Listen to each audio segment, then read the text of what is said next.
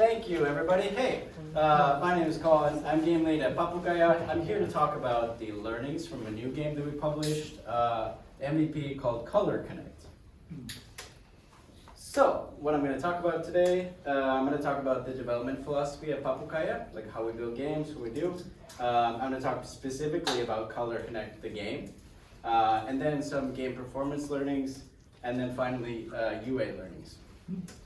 One thing is that I just want to note that this is kind of meant to be sort of a snapshot of you into what we're doing as a company. So you're kind of like jumping in the driver's seat as we're driving the car and we're developing the game. And so this is analysis that I'm doing of the game that we have right now.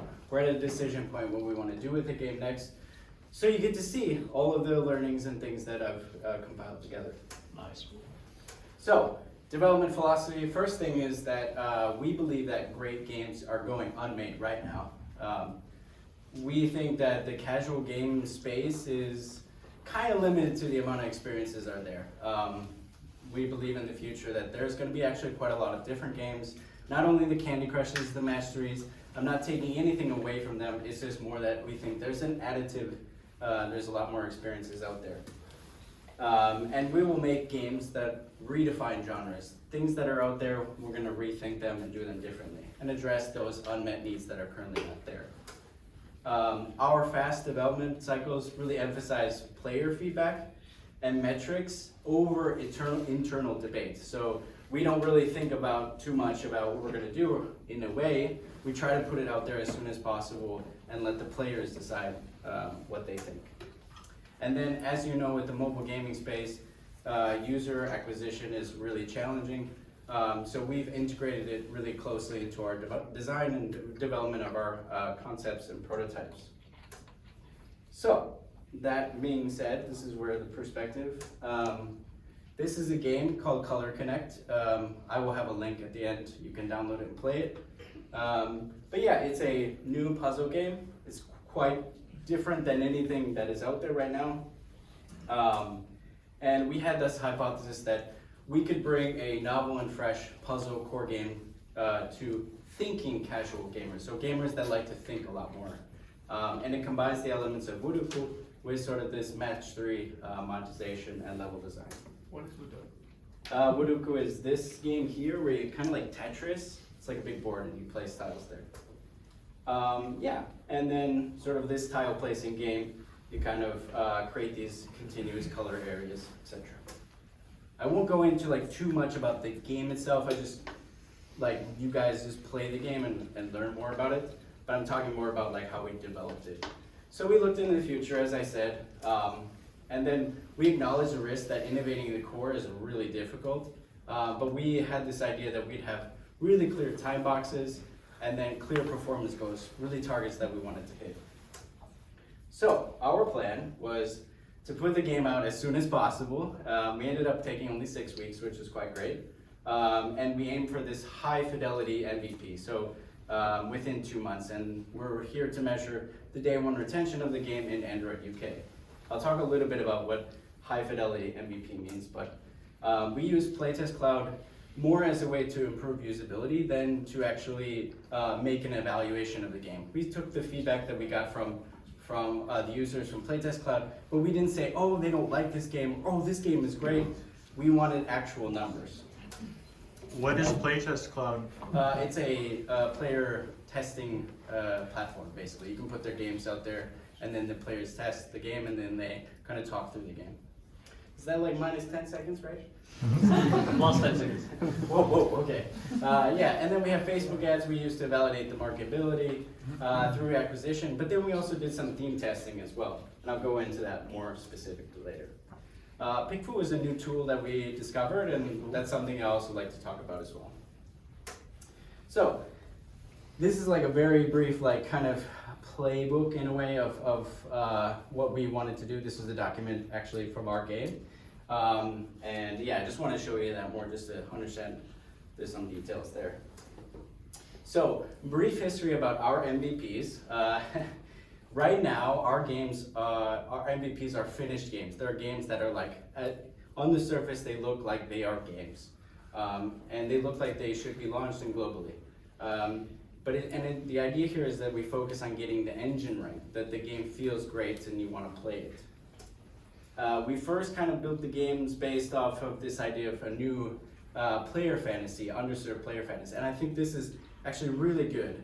This is not something that we're not going to go back to, but it was quite challenging. So we often found it difficult to find a core game that really fit into this player fantasy. So we innovated the core gameplay, and then it ended up in situations where we had a car, but the engine wasn't really fun. So we had built this thing, and then the game wasn't fun.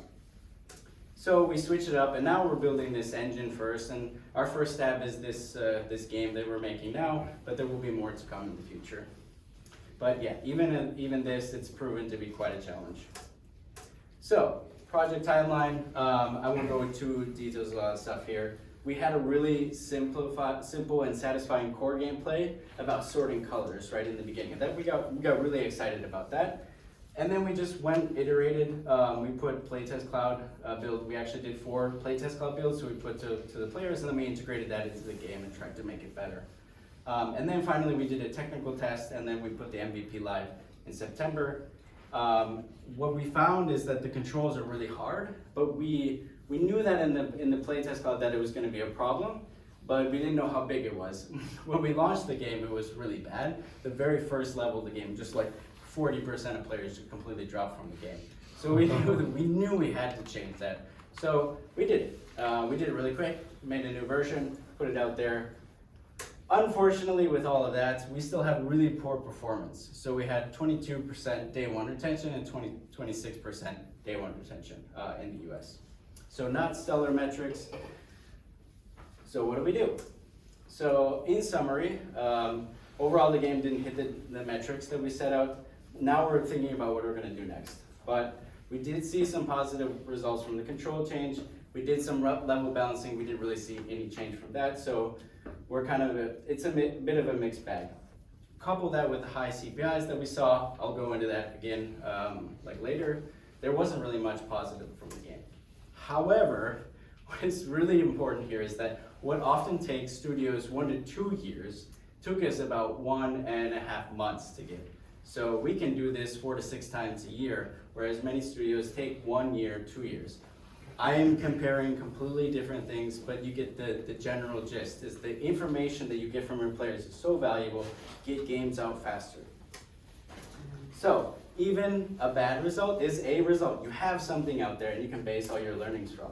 So it requires us to make best guesses on things. Like we're not analyzing everything and thinking about what we're gonna do. We're just like, hey, let's try this and let's put this out there. And it really prioritizes time to launch over perfecting the best solution. There's a lot of factors that determine if this is the right pros for you. I think flexibility and growth mindset is really important. Games and genres and concepts that rely on visual fidelity are really not suitable for this. Complexity obviously plays a factor, etc. But if you're brave enough to accept failure, there's a wealth of games to make. There's so many things to make out here. And we're not really celebrating the future, we're really celebrating the learnings from the failure. And as Steve Jobs, you love this guy, he said, well, I don't know yet. But I really love this quote because it talks about putting products into people's hands. That's ultimately the goal. If you're thinking about it over and over again, not really making anything. So yeah, I won't talk about this too much, but yeah, just highlight, we did put the game out live and to females over 30. We had some targets. Unfortunately, campaigns were really expensive. We did some pick food tests to see some of the qualitative feedback. And this is something that I think everybody who's doing UA should really try, is try to actually put this to Playtest Cloud or pick food test to get actually qualitative data on your user acquisition videos. Yeah, but things weren't going so well. It underperformed drastically. Bottom line, our main hypothesis that we had was that lower CPIs, the game was just confusing for our audience. So the game might have been fun for us, but it was really hard to communicate. And I think this is what Aki was mentioning, that putting the game into a video prototype of some time as early as possible, putting it out there, see if players understand it, is really critical. testing high fidelity gameplay videos, as I mentioned, and then integrating the qualitative UA, which is really important. And then last one, I'm gonna. 10 seconds. All right. So don't neglect your emotional connection. We did theme testing. I would love to talk to you about theme testing afterwards. Maybe in the breakout room? What? Maybe in the breakout room? Maybe in the breakout room? In the breakout room. Oh, was that your idea? Good job. But yeah, the themes and like adding themes and prototyping stage is really fascinating, kind of interesting, like conundrum that you have. And that's it. Thank you.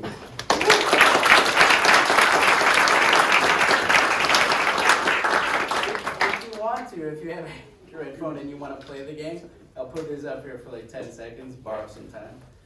I'm kind of the host, so I have a little bit of like. So you didn't kill it? So Did you kill it or not in the end? It's not killed, but it's going to be killed.